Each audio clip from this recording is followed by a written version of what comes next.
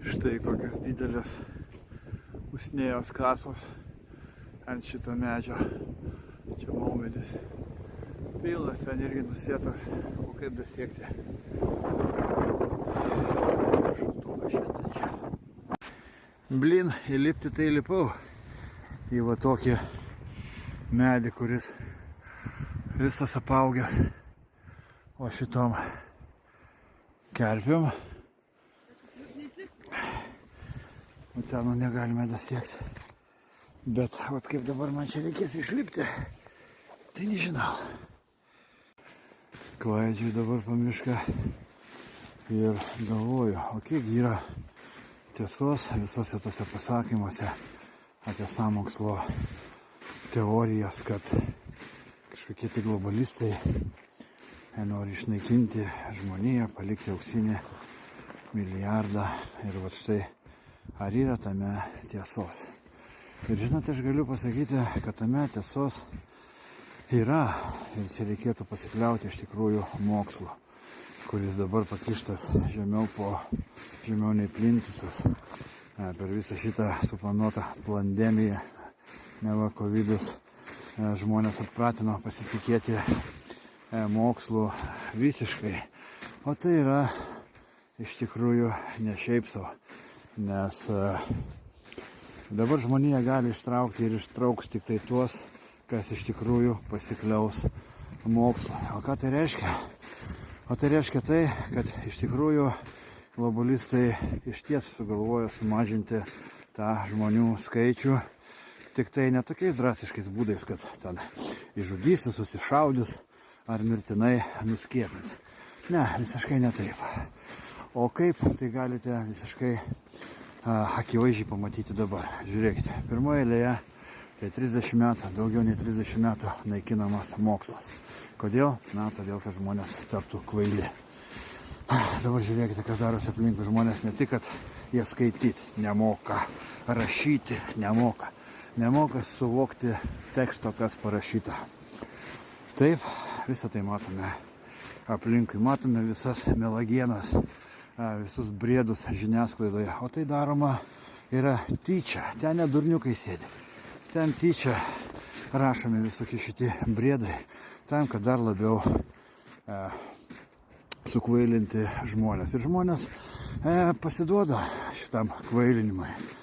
O kaip ir sakiau, ištrauks žmonės, išliks tik tai tie, kurie išmoks pasikliauti mokslu. Nes dabar tuo būdu yra įjungiamas natūralios atrankos mechanizmas. Matote, žmonių daugiau daktarai negydys, darbdaviai ir valdžia jais nesirūpins, pašalpų nedalins, sveikatos jiem už dyką neremontuos. Ir visa tai suveda į tai, kad išliks tik tai stipriausi, kurie patys sugebės savimi pasirūpinti.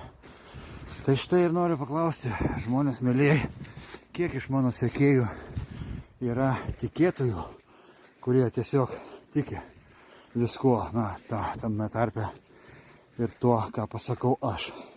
O kiek žmonių tikrina tą informaciją, kurią girdi per televizorių ar iš manęs. Nes tai ir nulems iš tikrųjų, kas išliks. Aš kažkada tai pasakiau, kad iš tikrųjų dabar užsiėmiau mokslo. Tyrinėjau usnėją, samaną usnėją, beržo grybą, čiagą ir kažkas tai pradėjo čia iš manęs labai stipriai juoktis, koks aš čia mokslininkas. O iš tikrųjų tai ir yra mokslininkas, nes susisteminti visą informaciją, kuri yra apie čiagos grybą arba usnėją, kurios ir iš tikrųjų yra apstu, ir patikrinti, ar yra tame tiesos, tai ir yra iš tikrųjų tikras mokslinis darbas. Na ir štai, kada daktarai nustos mumi gydytis, mes turėsime išgyti patys, surasti gamtoje vaistą, mokėti jį pasiruošti, mokėti jį atskirti, surasti, išgyventi šitoje gamtoje ir tuo būdu išlikti. Na, o usnėjas kol kas surasti yra labai sunku. Vėlgi tai čia mokslinis šioks toks darbas, gamtos pažinimas. Tiesiog reikia surasti tas vietas, atskirti, kokiuose vietose ta usnėja veisėsi. Eglynuose reiškia jos nėra. O ant senų beržų aš juos radau. Ant seno kedro radau. Radau ant seno maumedžio, ant senų medžių. O vat ant jaunų nėra. Taigi einu ieškoti mašinos ir pavažiuosim šiek tiek toliau.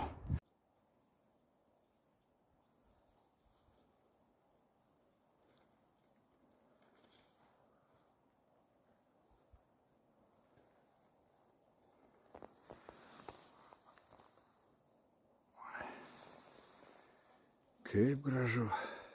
Na štai mes ir namie ir tiek pavyko rasti laumės barzdos. Dabar išdžiovinsim ją, na ir žiūrėsime, kiek čia jos gavosi. O štai ant stalo paprastas, pažįstate, paprastas kadagys. Ir šitas daiktas bus dabar mano sekantis tyrimų objektas. Kodėl?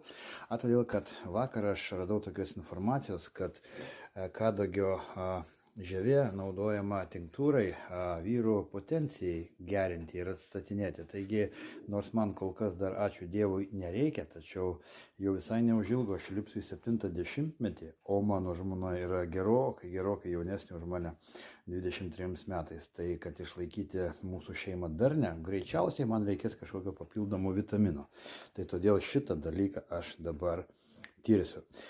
O dar vieną mokslinį tyrimo išvadą aš padariau, kad mano sekėjų yra jau virš 3000, bet laikų aš sulaukiu labai mažai.